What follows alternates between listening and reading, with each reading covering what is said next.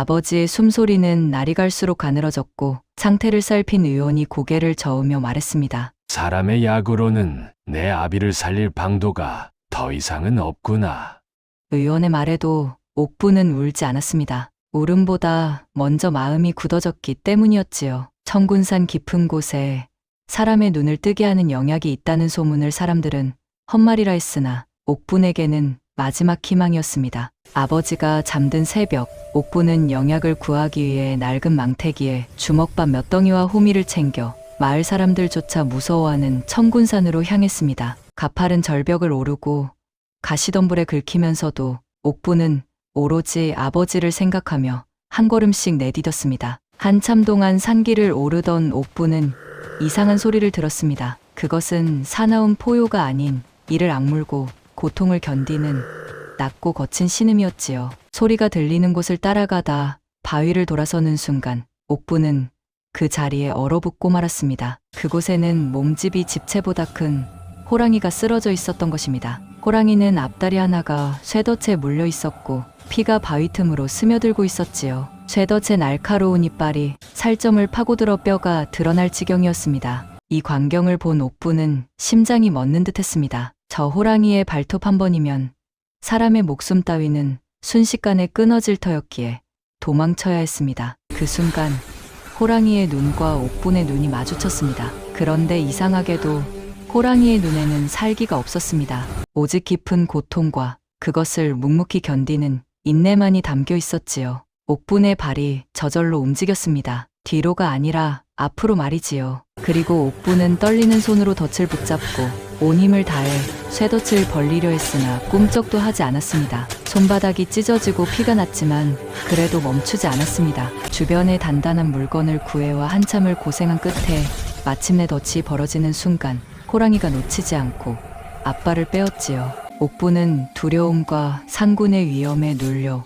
온몸이 덜덜 떨렸지만 자신의 치맛자락을 찢어 호랑이의 상처를 감싸주었습니다. 그러나 그 일이 화근이 되었고 마을로 돌아온 옥부는 관가로 끌려가게 되었습니다. 이년이 호랑이를 풀어주고 사람을 해치게 했다. 모진 추궁이 이어졌지만 옥부는 끝내 입을 열지 않았습니다. 아는 것도 말할 것도 없었기 때문이었지요. 옥분의 혐의가 밝혀지지 않자 관가에서는 탐탁치는 않으나 옥분을 풀어주게 되었습니다. 그러나 관가에서는 풀려났으나 마을에 옥분의 자리는 없었습니다. 사람들의 시선이 먼저 등을 돌렸지요. 그런데 이상한 일이 벌어졌습니다. 풀려난 옥분이 아버지를 위한 영약을 찾기 위해 다시 산을 오르자 상처가 나은 호랑이가 다시 옥분 앞에 나타난 것입니다. 장군은 옥분을 한참 바라보더니 천천히 몸을 낮추었습니다. 그렇게 호랑이는 넓은 등과 단단한 어깨로 사람 하나 태울 자리를 내어주었지요.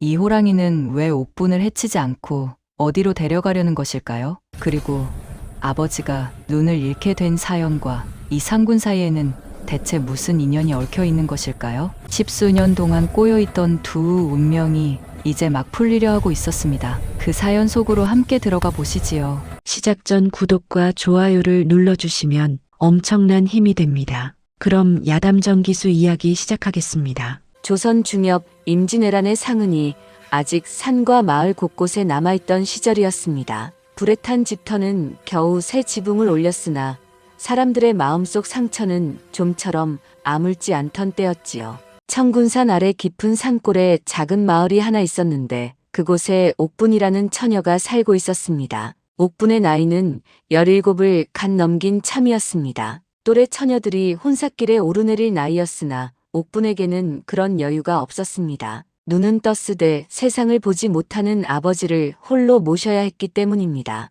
어머니는 옥분이 어릴 적 병을 얻어 일찍 세상을 떠났고 그 뒤로 아버지와 딸 단둘이 서로 의지하며 살아왔지요. 아버지 윤석군은 젊은 시절 청군산을 오르내리며 약초를 캐던 사람이었습니다. 산의 길을 누구보다 잘 알았고 어느 골짜기에 무슨 풀이 자라는지 어느 바위 틈에 좋은 뿌리가 숨어 있는지 손바닥 들여다보듯 꿰고 있었지요. 짐승을 만나도 쓸데없는 다툼을 하지 않았습니다. 산짐승이 길을 막으면 한 발 물러서서 기다렸고 새끼를 거느린 어미 짐승을 만나면 멀찍이 돌아가는 것이 윤석구의 버릇이었습니다. 그런 사람이 십수년 전 어느 날 청군산에서 큰 일을 겪은 뒤 이렇듯 세상을 볼 수 있는 눈을 잃고 말았습니다. 눈은 멀쩡히 떠 있건만 앞에 놓인 밥그릇도 딸의 얼굴도 보지 못하게 되었지요. 그날 대체 무슨 일이 있었는지 윤석구는 끝내 입을 열지 않았습니다. 마을 사람들이 물어도 고개만 저었고 어린 옥분이 울며 매달려도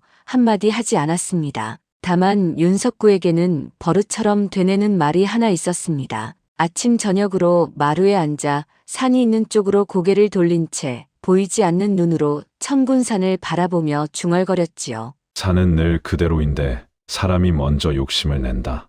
옥부는 어릴 적부터 그 말을 수도 없이 들었습니다. 처음에는 무슨 뜻인지 알 수 없었고 자라서도 그저 늙은이의 푸념이려니 여겼지요. 아버지가 산에서 무엇을 보았는지, 누구를 만났는지, 왜 눈을 잃었는지 옥부는 알지 못했습니다. 다만 아버지가 산을 원망하지 않는다는 것만은 분명히 알 수 있었습니다. 오히려 산을 향해 고개 숙여 절하는 모습을 여러 번 보았으니까요. 옥부는 새벽같이 일어나 물을 길어오고 밭에 나가 일을 했습니다. 저녁이면 아버지 곁에 앉아 하루 있었던 일을 들려주었지요. 윤석구는 딸의 이야기를 들으며 고개를 끄덕이다가 문득 말했습니다. 옥분아, 오늘 산에서 바람이 많이 불었느냐?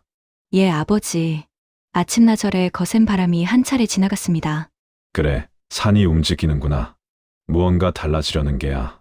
옥부는 아버지의 말뜻을 알 수 없었습니다. 그저 산바람이 분 것뿐인데 무엇이 달라진다는 것인지 헤아릴 길이 없었지요. 그러나 아버지의 말은 허투루 하는 법이 없었습니다. 비가 온다 하면 어김없이 비가 내렸고 짐승이 내려온다 하면 며칠 안에 마을 어귀에서 멧돼지가 나타나곤 했지요. 이 마을 사람들은 윤석구를 산을 읽는 사람이라 불렀습니다. 눈이 멀고 나서 오히려 산의 소리를 더 잘 듣게 되었다고들 수군거렸지요. 그 말이 맞는지 틀린지는 알 수 없으나 분명한 것은 윤석구가 산과 무언가 깊은 인연으로 얽혀 있다는 사실이었습니다. 그 인연이 어떤 것인지 십수년 전 그날 밤 천군산에서 무슨 일이 벌어졌는지는 아무도 몰랐습니다. 그해 가을 천군산에는 유난히 짙은 안개가 자주 끼었습니다. 마을 사람들은 산이 무언가를 숨기려 한다고 속삭였지요. 그리고 그 안개 속에서 오래전 묻어두었던 인연이 다시 깨어나려 하고 있었습니다. 그해 겨울로 접어들면서 윤석구의 기력은 눈에 띄게 쇠하기 시작했습니다. 밥 한 그릇을 다 비우지 못했고 마루에 앉아 산바람 소리를 듣던 것도 어느새 힘에 부치는 일이 되었지요. 하루가 다르게 야위어가는 아버지를 보며 옥부는 속이 까맣게 타들어갔습니다. 마을 의원 박노식이 윤석구를 진맥한 것은 첫눈이 내리던 날이었습니다. 박노식은 60을 넘긴 나이에도 마을 사람들의 병을 돌보며 살아온 사람이었습니다. 윤석구의 손목을 한참 동안 짚고 있던 박노식은 이윽고 깊은 한숨을 내쉬며 고개를 저었습니다. 옥분아, 이리 와 앉아보거라. 옥분이 방 안으로 들어서자 박노식은 낮은 목소리로 말을 이었습니다. 사람의 약으로는 더 방도가 없다. 기력이 너무 쇠했어. 몸 안에 불이 꺼져가는데 약으로 되살릴 수가 없구나. 옥부는 아무 말도 하지 못했습니다. 알고 있었습니다. 아버지의 숨소리가 날로 가늘어지고 손끝이 차가워지고 밥을 삼키는 것조차 힘겨워하는 모습을 매일 곁에서 지켜보았으니까요. 그래도 의원의 입에서 직접 그 말을 듣는 것은 또 다른 일이었습니다. 박노식이 떠난 뒤 옥부는 아버지 곁에 앉았습니다. 윤석구는 눈을 감은 채 누워 있었으나 잠이 든 것은 아니었습니다. 옥분아, 울지 마라. 울지 않습니다, 아버지. 그래, 울 일이 아니다. 사람이 늙으면 가는 거야. 산도 오래되면 무너지고 나무도 때가 되면 쓰러지는 법이다. 옥부는 정말로 울지 않았습니다. 울음보다 먼저 마음이 굳어졌기 때문입니다. 눈물을 흘릴 겨를이 없었습니다. 해야 할 일이 있었습니다. 포기할 수 없었습니다. 아직 아버지가 숨을 쉬고 있는데 그냥 손 놓고 지켜볼 수는 없는 노릇이었습니다. 옥분의 머릿속에 오래전부터 들어왔던 소문 하나가 떠올랐습니다. 청군산 깊은 곳, 사람의 발길이 닿지 않는 골짜기에 영약이 있다는 이야기였습니다. 천년을 묵은 산삼이 있어 그것을 먹으면 죽어가는 사람도 살아나고 먼 눈도 다시 뜨게 된다는 소문이었지요. 마을 사람들은 그 이야기를 허튼 소리라 치부했습니다. 산삼이야 있을 수 있으되 천년 묵은 것이 어디 있느냐. 그런 것이 있다 해도 사람이 어찌 찾겠느냐. 산짐승의 밥이 될 뿐이라며 손사래를 쳤습니다. 옥분도 그 말을 들을 때마다 그러려니 했습니다. 그러나 지금은 달랐습니다. 헛소문이든 아니든 그것이 옥분에게 남은 마지막 희망이었습니다. 며칠 밤을 뜬 눈으로 새우며 옥분은 생각했습니다. 천군산은 깊고 험했습니다. 약초꾼들도 깊은 골짜기까지는 들어가지 않았고 사냥꾼들조차 어느 선을 넘으면 발길을 돌렸습니다. 호랑이가 산다는 말도 있었고 길을 잃으면 다시는 돌아오지 못한다는 말도 있었습니다. 그러나 옥분은 마음을 굳혔습니다. 두려움이 없지 않았으나 그보다 앞선 것은 효심이었습니다. 아버지가 깊이 잠든 새벽 옥분은 낡은 망태기에 주먹밥 몇 덩이와 호미를 챙겨 마을 사람들조차 무서워하는 천군산으로 향했습니다. 대문을 나서며 옥분은 한 번도 뒤를 돌아보지 않았습니다. 돌아보면 발길이 떨어지지 않을 것 같았기 때문이었죠. 마을을 벗어나 산길로 접어들 때 동쪽 하늘이 조금씩 밝아오고 있었습니다. 천군산의 능선이 어둠 속에서 서서히 모습을 드러냈습니다. 그 산은 마치 옥분을 기다리고 있었던 것처럼 고요히 서 있었습니다. 바람 한 점 없는 새벽이었으나 산 어딘가에서 낮은 울림 같은 것이 들려오는 듯 했습니다. 옥분은 걸음을 멈추지 않았습니다. 아버지가 늘 말하던 것처럼 산은 늘 그대로인데 사람이 먼저 욕심을 내는 법이라 했습니다. 옥분의 마음속에는 욕심이 없었습니다. 오직 아버지를 살리겠다는 한 가지 생각뿐이었습니다. 그 마음을 산이 알아줄지 길을 열어줄지는 알 수 없는 일이었습니다. 그러나 가보지 않고는 알 수 없는 일이기도 했습니다. 가파른 절벽 아버지를 오르고 생각하며 한 가시덤불을 걸음씩 긁히면서도 내디뎠습니다. 옥분은 오로지 아버지를 생각하며 가파른 절벽 한 아버지를 걸음씩 생각하며 내디뎠습니다. 한 걸음씩 산길은 점점 내디뎠습니다. 가팔라졌고 나무들은 점점 가파른 절벽 빽빽해졌습니다. 아버지를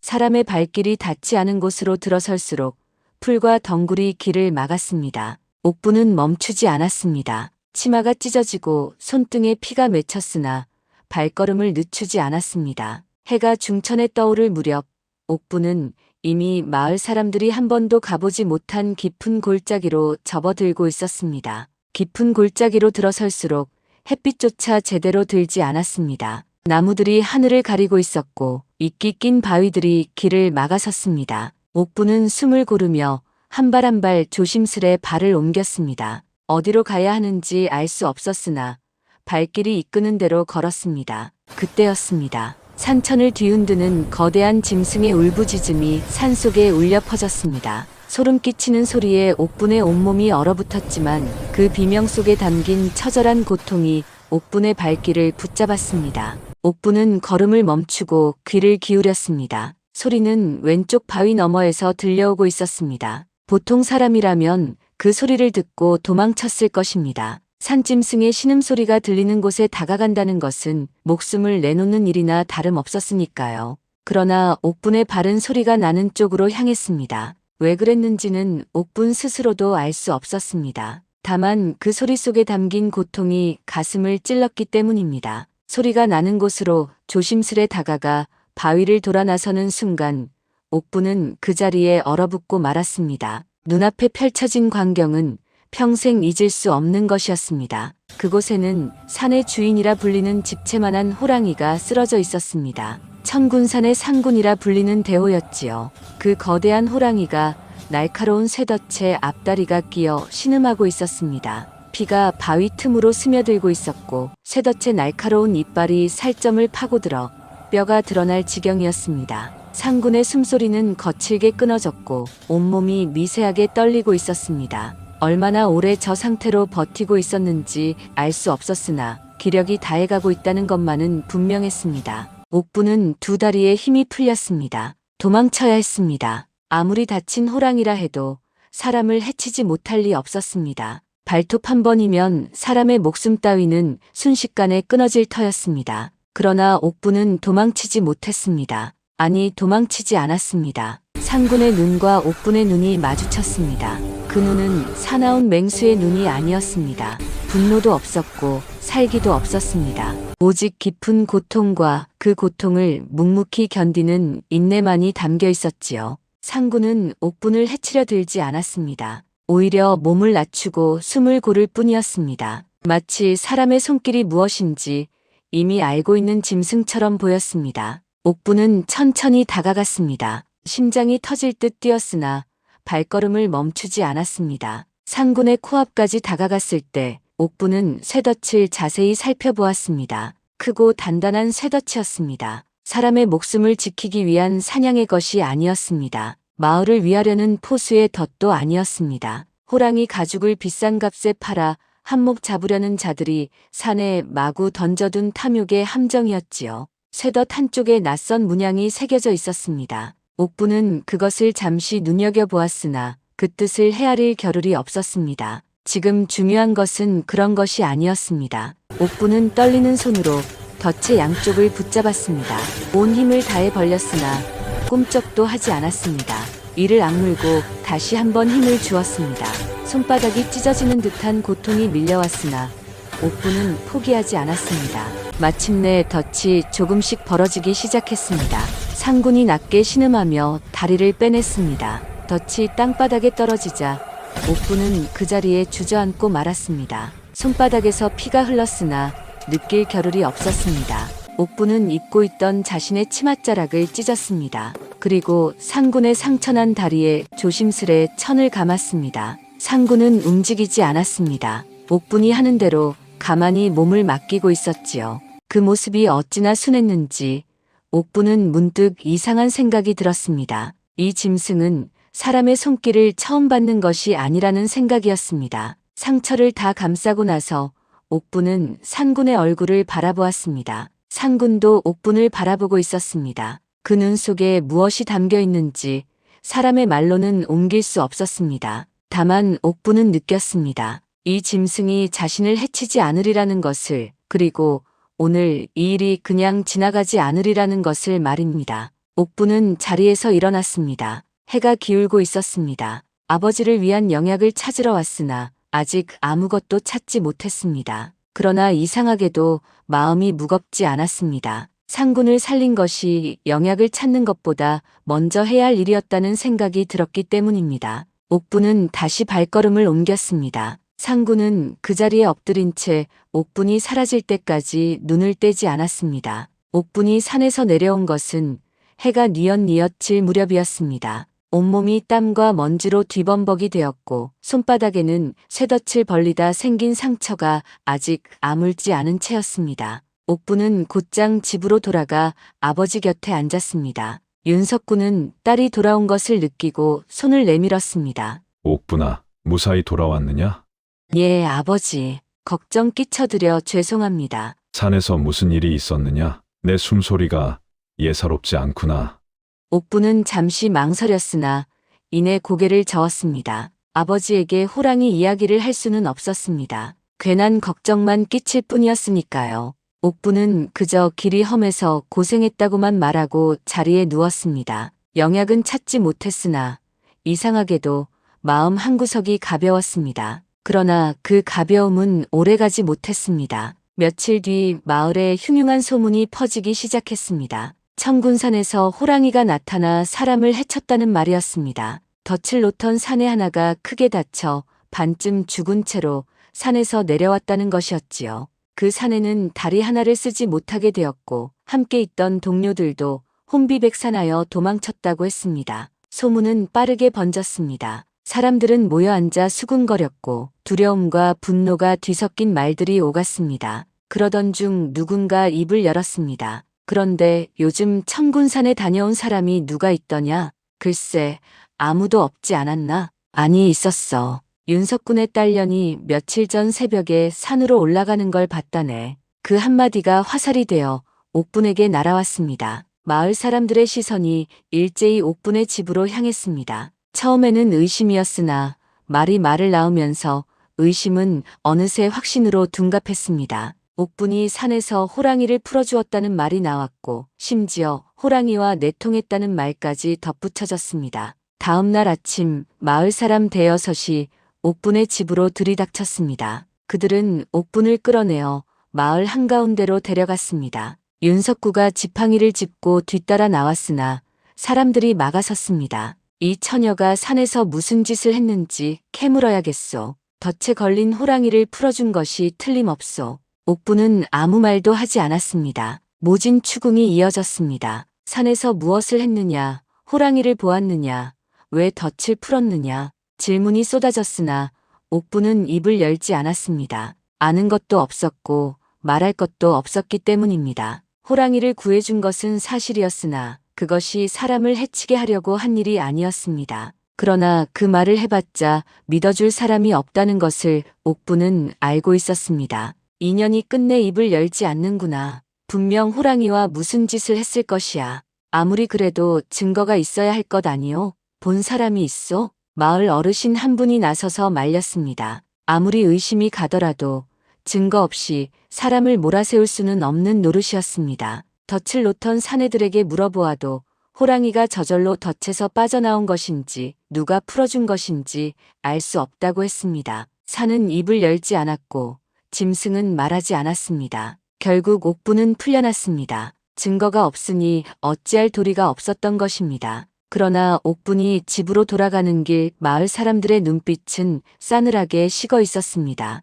누구 하나 말을 건네지 않았고 길에서 마주치면 슬쩍 피해갔습니다. 아이들까지 옥분을 손가락질하며 호랑이년이라 놀려댔습니다. 그날 이후 마을에서 옥분의 자리는 없어졌습니다. 풀려났으되 풀려난 것이 아니었습니다. 사람들의 시선이 먼저 등을 돌렸기 때문입니다. 우물가에 가면 아낙네들이 입을 다물었고 장터에 가면 물건을 팔지 않겠다며 외면했습니다. 옥분은 그 모든 것을 묵묵히 견뎠습니다. 억울하다고 소리치지 않았고 원망하지도 않았습니다. 다만 아버지 곁에서 하루하루를 버텨나갈 뿐이었습니다. 어느 날 저녁 윤석구가 옥분의 손을 잡았습니다. 옥분아, 내가 산에서 무슨 일을 했는지 나는 묻지 않겠다. 다만 한 가지는 알겠구나. 내가 나쁜 일을 했다면 그렇게 당당할 수 없을 테니. 아버지, 저는 정말 아무것도 하지 않았습니다. 알고 있다. 산은 거짓을 품지 않는 법이야.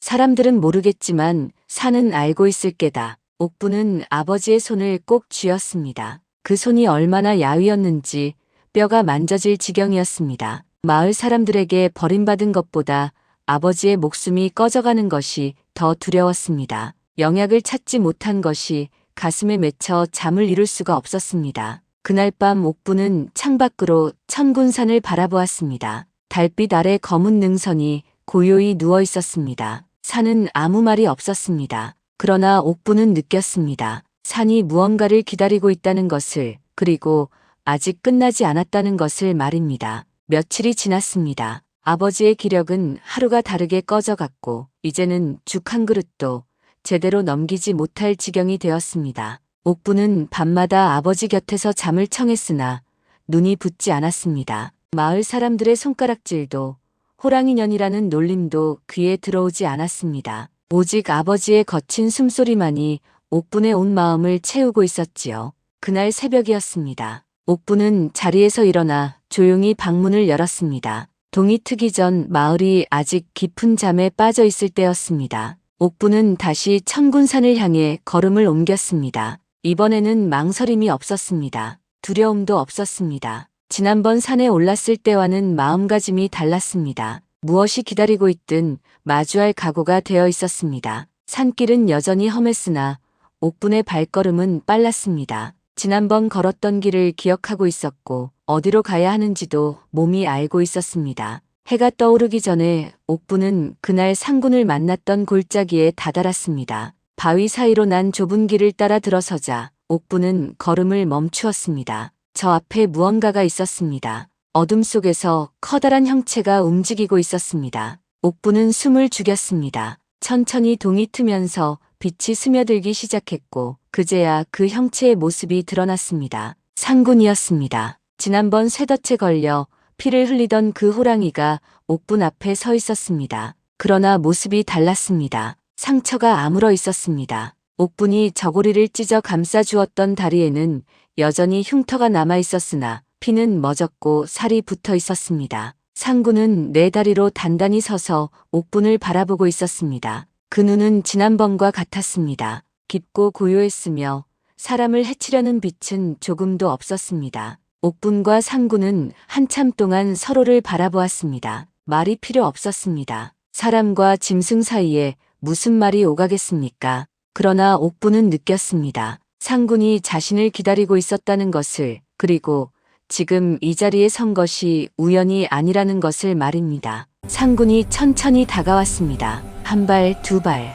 거대한 몸뚱이가 옥분 앞에 섰습니다. 옥분의 키보다 어깨가 높았고 발톱 하나가 사람의 손가락보다 컸습니다. 숨결이 얼굴에 닿을 만큼 가까이 다가왔으나 옥분은 물러서지 않았습니다. 두려움이 아예 없는 것은 아니었으나 그보다 앞서는 무언가가 있었습니다. 상군이 몸을 낮추었습니다. 앞다리를 젓고 뒷다리를 굽혀 땅에 엎드리듯 자세를 취했습니다. 넓은 등과 단단한 어깨가 옥분 앞에 놓였습니다. 마치 사람 하나를 태울 자리를 내어주는 것처럼 보였습니다. 옥분은 순간 숨이 멎는 듯 했습니다. 이것이 무슨 뜻인지 알 수 없었으나 본능적으로 깨달았습니다. 상군이 자신을 데려가려 한다는 것을 말입니다. 옥분은 조심스레 손을 내밀어 상군의 등을 만졌습니다. 털이 거칠었으나 따뜻했습니다. 살아있는 짐승의 온기가 손바닥을 통해 전해졌습니다. 옥분은 천천히 상군의 등에 올랐습니다. 넓은 등판 위에 앉자 몸이 약간 흔들렸으나 곧 중심을 잡았습니다.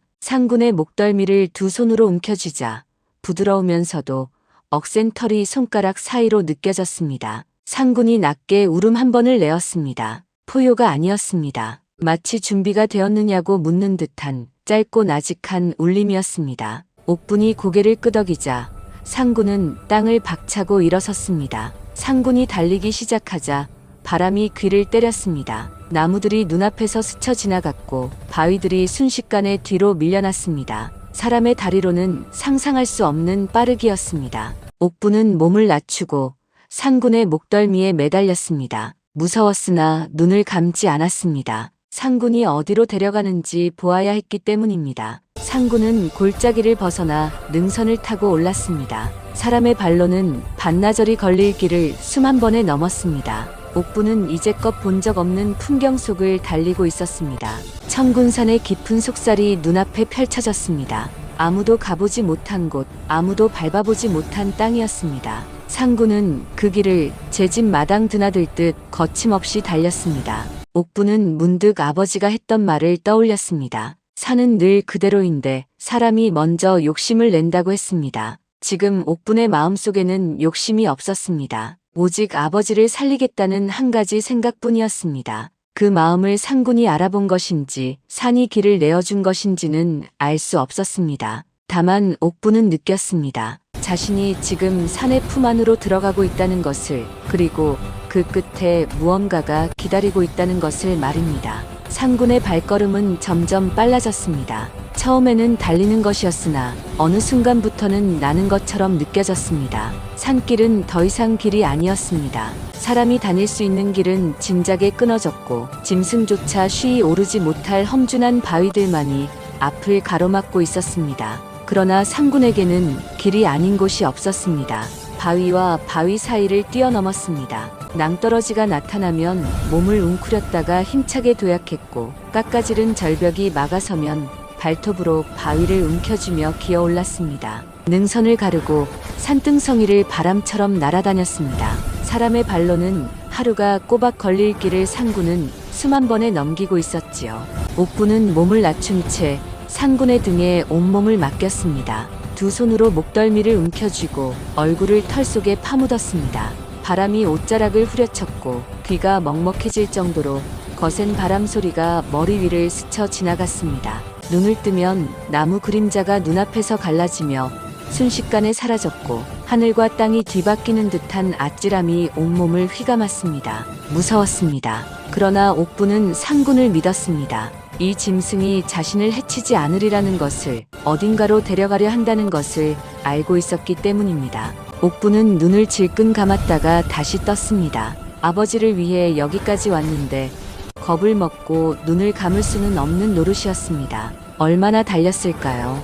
해가 중천에 떠 있던 것이 어느새 서쪽으로 기울어 있었습니다. 상군의 숨소리가 조금씩 느려지더니 마침내 걸음을 멈추었습니다. 옥부는 천천히 고개를 들었습니다. 그리고 눈앞에 펼쳐진 광경에 숨이 멎는 듯 했습니다. 구름이 발 아래 깔려 있었습니다. 옥분이 서 있는 곳은 천군산에서 가장 높은 봉우리의 절벽 끝이었습니다. 아래를 내려다보니 아득한 낭떠러지였고 그 아래로 흰 구름이 솜처럼 펼쳐져 있었습니다. 하늘과 땅의 경계가 모호해지는 곳, 사람의 발로는 평생을 걸어도 닿을 수 없는 곳이었습니다. 옥부는 상군의 등에서 조심스레 내려왔습니다. 다리에 힘이 풀려 비틀거렸으나 곧 중심을 잡았습니다. 상군은 옥분을 내려놓고 한쪽으로 물러섰습니다. 그리고 코로 바위 한쪽을 가리켰습니다. 옥부는 상군이 가리키는 곳을 바라보았습니다. 절벽 끝 바위 틈에 무언가가 자라고 있었습니다. 처음에는 그것이 무엇인지 알아보지 못했습니다.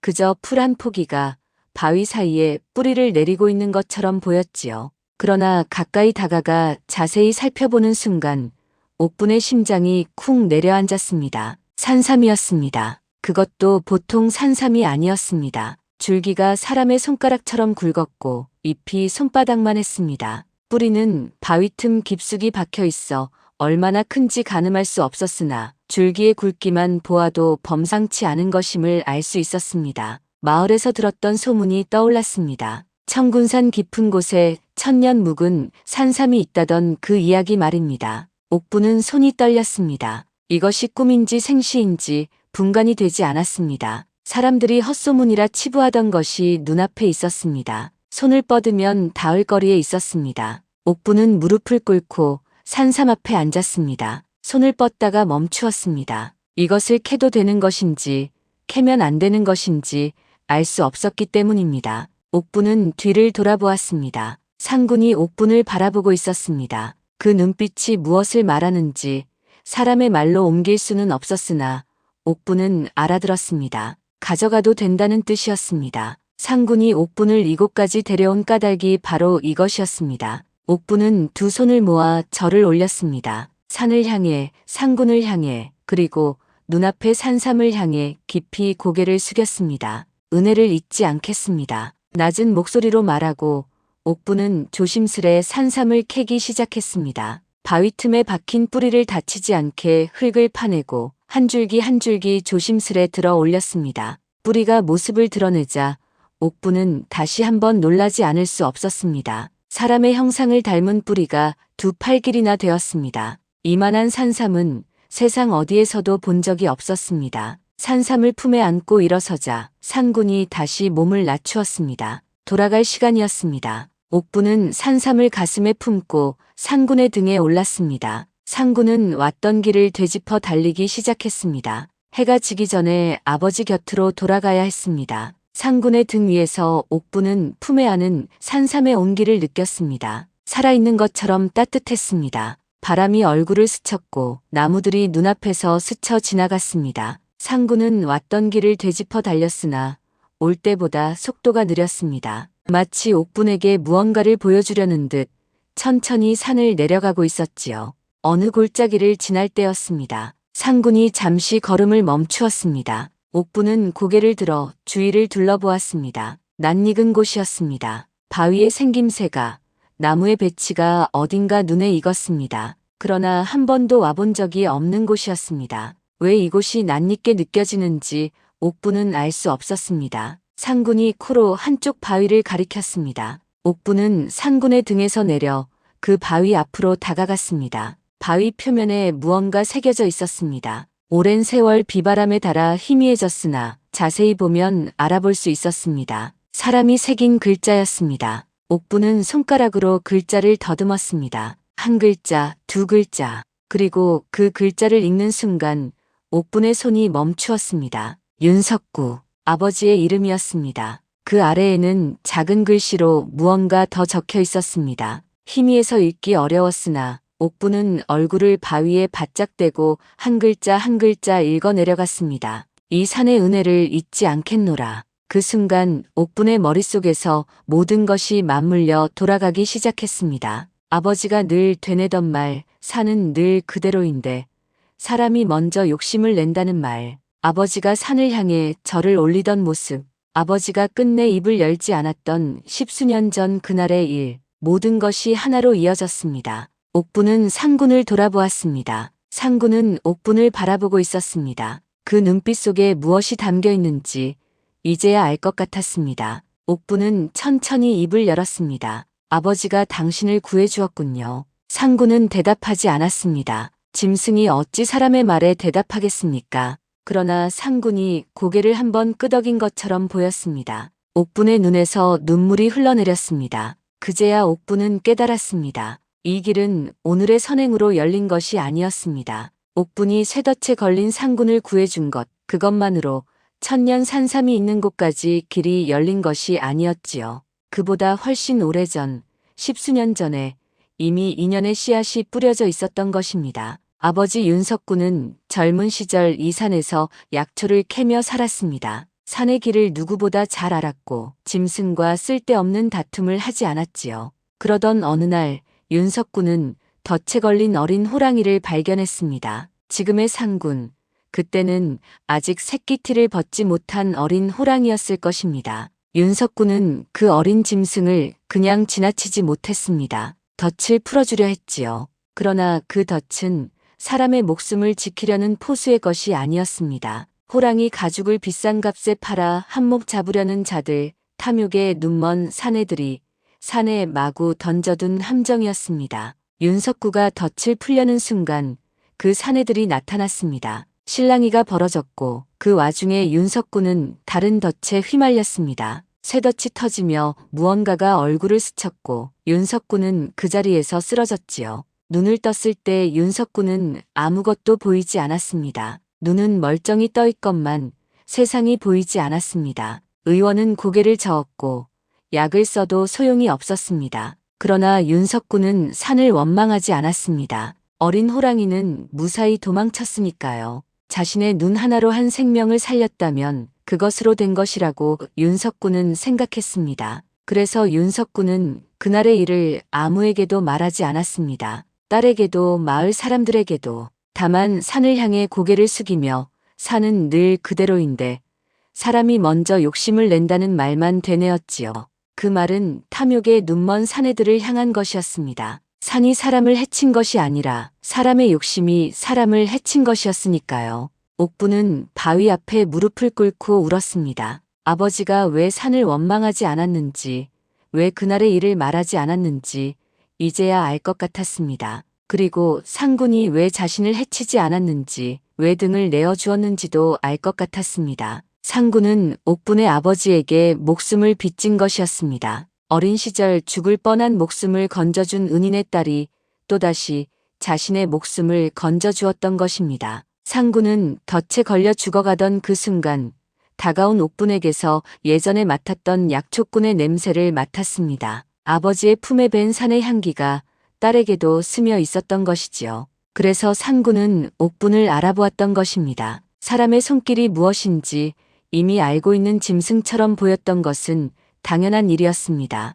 정말로 알고 있었으니까요. 그때 베푼 은혜가 딸의 마음을 타고 이제야 돌아온 것이었습니다. 아버지가 잃은 눈을 딸이 되찾아 오게 된 것이었습니다. 옥분은 눈물을 닦고 일어섰습니다. 상군이 다가와 몸을 낮추었습니다. 옥분은 산삼을 가슴에 품고 다시 상군의 등에 올랐습니다. 고맙습니다. 아버지의 은혜를 갚아주셔서 정말 고맙습니다. 상군은 대답 대신 낮게 울음 한 번을 내고 다시 달리기 시작했습니다. 해가 지기 전에 아버지 곁으로 돌아가야 했습니다. 옥분의 품에 안긴 산삼이 아버지의 눈을 되찾아 줄 것입니다. 10수년 전에 뿌린 씨앗이 이제야 열매를 맺으려 하고 있었습니다. 해가 지기 전에 옥분은 마을로 돌아왔습니다. 상군은 마을 어귀까지 옥분을 데려다주고 숲속으로 사라졌습니다. 옥분은 상군이 사라진 쪽을 향해 깊이 절을 올렸습니다. 다시 볼 수 있을지 알 수 없었으나 이 은혜는 평생 잊지 않을 것이었습니다. 옥분은 곧장 집으로 달려갔습니다. 아버지 윤석군은 방 안에 누워 가쁜 숨을 몰아쉬고 있었습니다. 옥분은 품에서 산삼을 꺼내 솥에 물을 올렸습니다. 천년 묵은 산삼을 정성껏 씻어 잘게 썰고 약한 불에 오래도록 달였습니다. 밤새 솥을 지키며 불을 조절했고 동이틀 무렵에야 약이 완성되었지요. 옥부는 아버지를 부축해 일으키고 따뜻한 약을 한 모금씩 떠먹였습니다. 윤석구는 힘겹게 약을 삼켰습니다. 처음에는 아무 변화가 없었습니다. 옥부는 조바심을 내지 않고 꾸준히 약을 올렸습니다. 사흘이 지나고 이래가 지났습니다. 열흘째 되던 날 아침이었습니다. 윤석구가 눈을 떴습니다. 그리고 이상한 소리를 냈습니다. 옥부나, 저게 무엇이냐? 옥부는 아버지가 가리키는 쪽을 바라보았습니다. 창문이었습니다. 아침 햇살이 창호지를 통해 스며들고 있었지요. 옥분의 심장이 멎는 듯 했습니다. 아버지, 보이십니까? 빛이 보인다. 희미하지만 빛이 보여. 옥부는 아버지의 손을 붙잡고 울었습니다. 윤석구의 눈에도 눈물이 고였습니다. 10수년 만에 처음으로 세상이 보이기 시작한 것이었습니다. 처음에는 흐릿한 빛 정도였으나 날이 갈수록 뚜렷해졌습니다. 보름이 지나자 사람의 얼굴을 알아볼 수 있게 되었고